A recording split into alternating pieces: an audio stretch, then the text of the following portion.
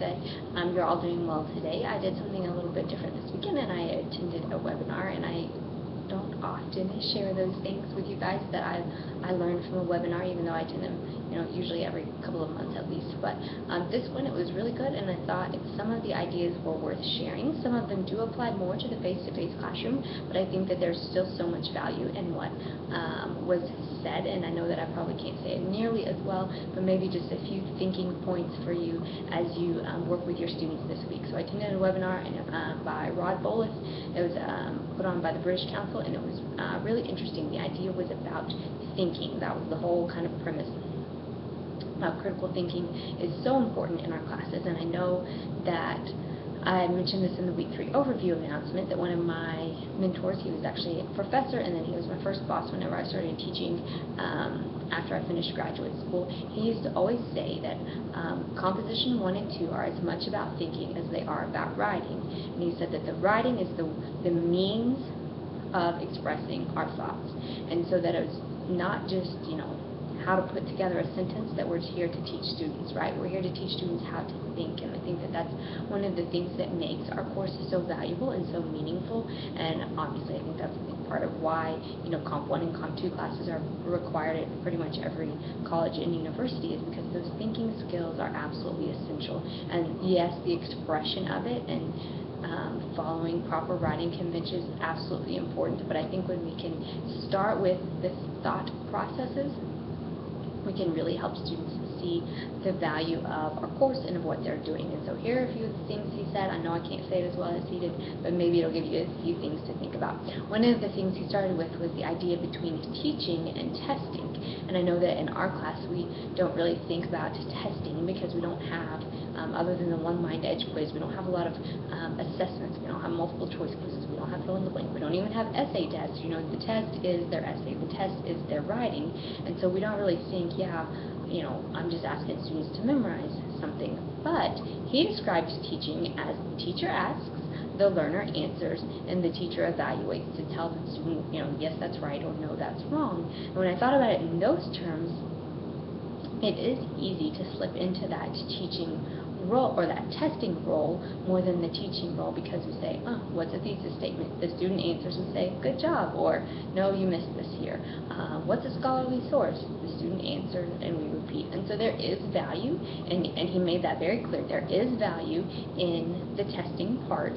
Students must understand, they must comprehend, they must have the foundation. But if we're stopping at that sort of testing level, then our students are missing out on what's most valuable. And so instead, he encouraged us to focus more on teaching, at least once the foundation is laid. And he said that teaching usually implies open-endedness and even some ambiguity. There's not necessarily a right or a wrong answer.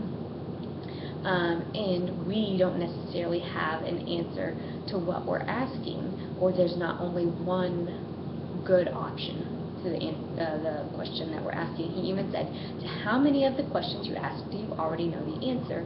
And that's something that made me think about some of my approaches in the discussion thread. A lot of times I do ask questions to kind of see if students are understanding basic concepts, and a lot of times I do take them beyond that, but sometimes who can tell me what a scholarly source is, or why should we, paraphrase more than we quote, those types of things. If we leave them at that level of understanding, then we're just testing their knowledge. But if we can go beyond that,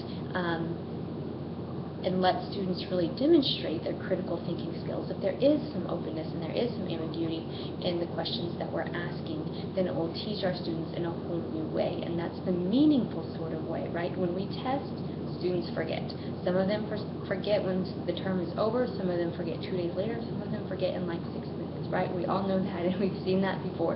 We may have been that person before who did the cramming before tests and forgot it all immediately after the test, right? And we don't want that to happen with our students.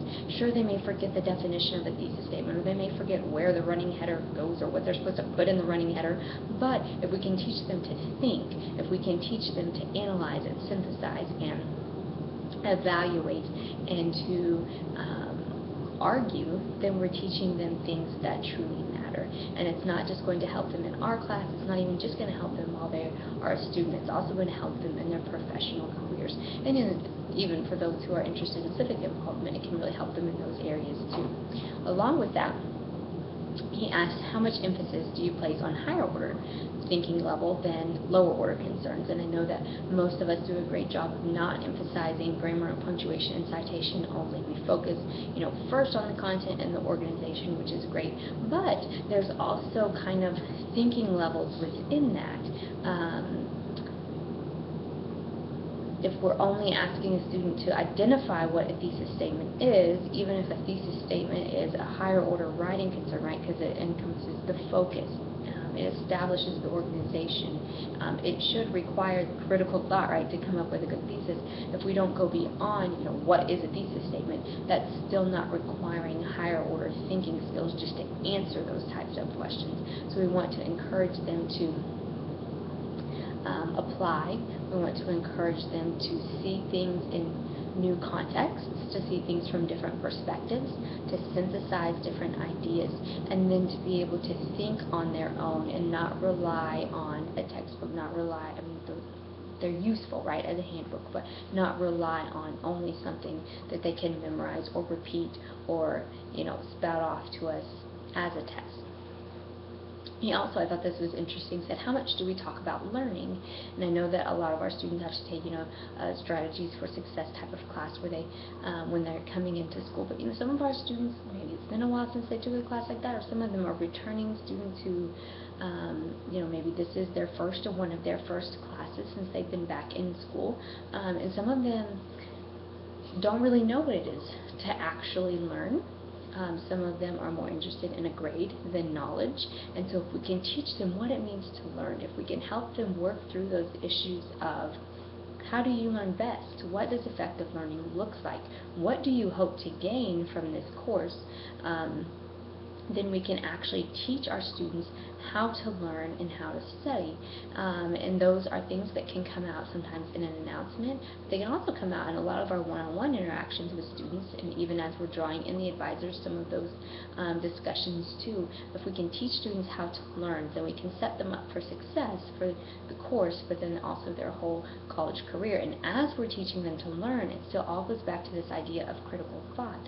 And they have to think, right? They have to evaluate their own study habits or their own perspectives on education and what that looks like before they can come to an answer on that. And so kind of all ties in together what he was saying. He also says that we should give students time and space to learn, and I think that this is actually one of the advantages of an online classroom. When we're face-to-face, we ask a student a question, even if it's a great question that requires a lot of critical thought. The student is put on the spot, right, and has to come up with some sort of response or answer fairly quickly.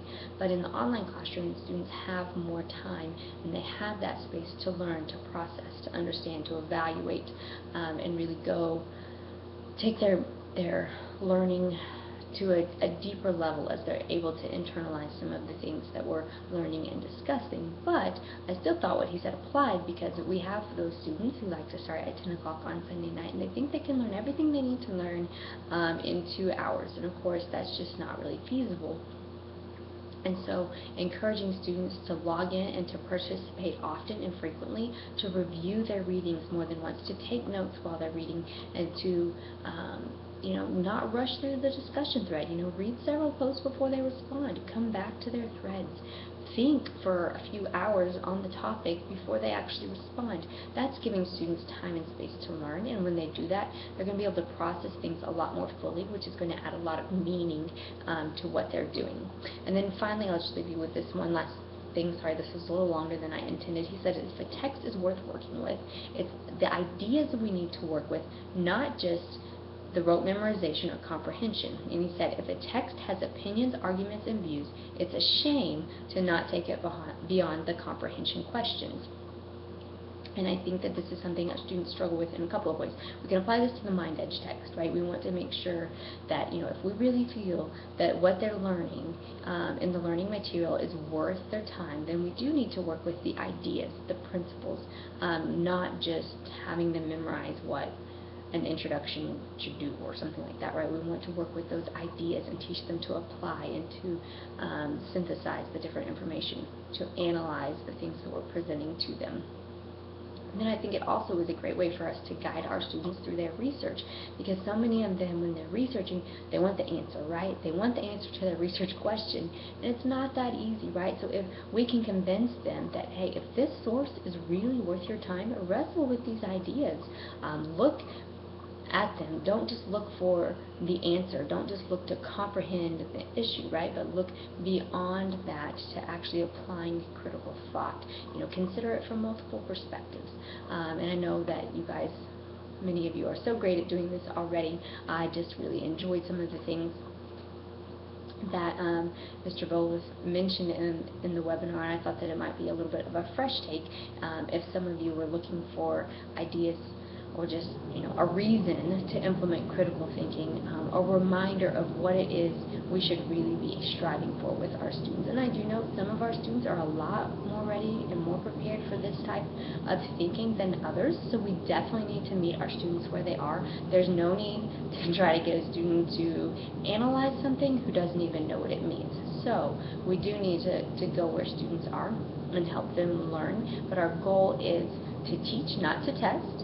And our goal is to teach students to think critically in a way that's going to benefit them from here on out. So if you have thoughts about critical thinking or how you integrate critical thinking into the classroom, how you encourage your students to think critically, feel free to share those, and I'd love to see some of your thoughts too. Any strategies or any patterns of maybe things that you include in your discussion thread, I'd love to hear those. Or even, I know I've seen some of you do this a great job with some open-ended ideas even in your feedback, and so I'd love to hear any of those different strategies that you have.